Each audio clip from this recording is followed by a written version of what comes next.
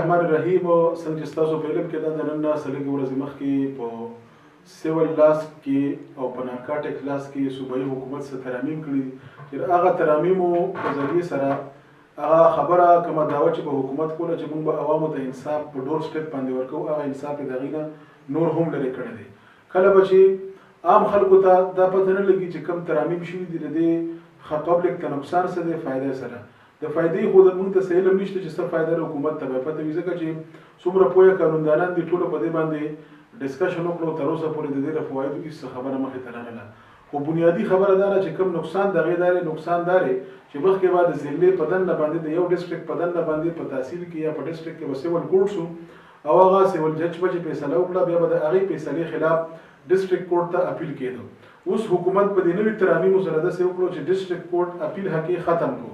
اوس که سیول جج هر رنګه فیصله کړې وي د هغې خلاف اپیل له به یو سړی متاثره فریق هغه به ځي دغه ته های کورټ فورم به هغه اپیل کوي. نو های کورټ ته رسېدل د غریب سړي د هر سړي کار نه دی، ځکه هلته به په مقدماتو خرچې هم سیوا کېږي. دویمه نقصان به د هغې دا وي چې کوم الریډي په های کورټ کې پینډنګ مقدمات دي هغه د های کورټ لپاره فیصله کول ممکن نه دي. نو چې دا شان په زرګونو مقدمات د صوبې یو های کورټ ته راشي نو هغه بیا چېرته هم ممکن نه ده چې های کورټ ته هغې فیصله وکړي. لهذا دا به خلک یو داسې کندې ته ورغورځوي چې د هغې نه راوتله بیا هغې دپاره ګران وي، یو دلدل کې به د عوام نور ونښلي. نو لهذا دې وکلاو فیصله کړې ده د خیبر پښتونخوا بار کونسل چې کومه فیصله کړې ده هغه دا ده چې دا حکومت دې دا ظالمانه ترامیم دا واپس واخلي.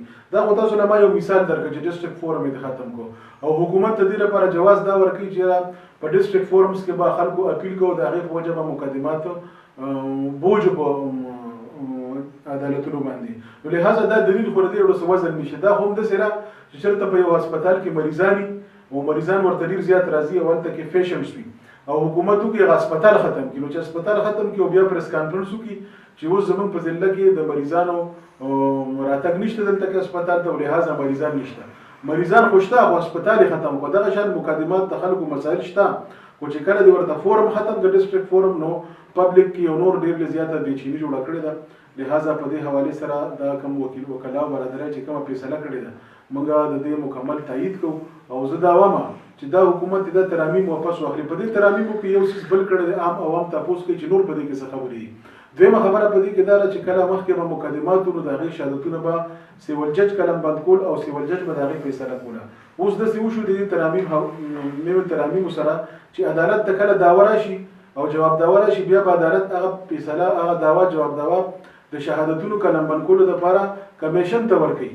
نو یو پله به فریق وکلاو له هم فیسونه ورکوي، بل طرف ته به کمیشن له هم فیسونه ورکوي او صرف دا نه چې د اضافي خرچې بوج به پرې راځي، بلکې بله خبره به دا وي د هغې سره چې کوم کمیشن کوم شهادتونه قلم بند کوي نو هغه انتهایی حساس نوعیت معاملات مقدمات وي او دا کمیشن به چېرته په بیټکونو کې د چا په حجرو کې، چېرته په جوماتونو کې، چېرته په پبلک ځایونو کې کمیشن به د خلکو شهادتونه ریکارډ کړي. نو دا ممکن نه ده چې هغه غیر جانبدار پاتې شي، دا ممکن نه ده چې په هغې کې کرپشن ونه شي. لهذا دا کرپشن هم یو نوې لار کولاو کړې ده، عوامو سره ظلم هم دی، انصاف هم دی، ناانصافي هم ده.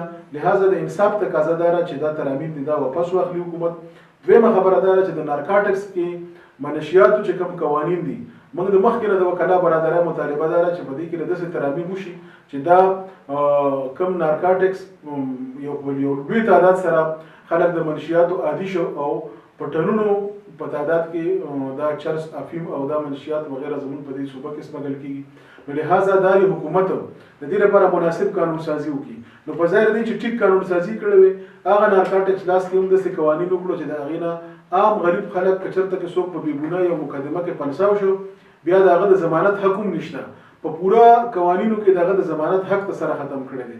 دا پته خو به اله لګي چې ګناهګار څوک دی، بېګناه څوک دی چې کله ټرایل وشي. لهذا دا ډېر زیاتې خبرې دي، خو بنیادي دا یو څو کوم نکات چې ما ستاسو د عوامو وړاندې کېښودو چې خلک تپوس کوي چې موږ عدالتونو ته ځو وکیلان هټتال کوي. نو وکیلان چې کوم هټتال لري وکلاو حقیقت دی چې د دې هټتال نه زیات نقصان اوس وکلاو ته کېږي، ځکه چې د هغوی معاشي قتل عام هم ده. ځکه چې هټتال کله کېږي کاروبار بند دي، روزګار بند دي، ټول هر څه بند دي، خو نه د عوامو د مفاد دپاره دی، د پبلک د مفاد دپاره دی. لهذا چې تر څو پورې حکومت دا ظالمانه ترامیم واپس اخیستې نه دي د هغې پورې به انشاءالله دا احتجاج زموږ مکمل جاري وي.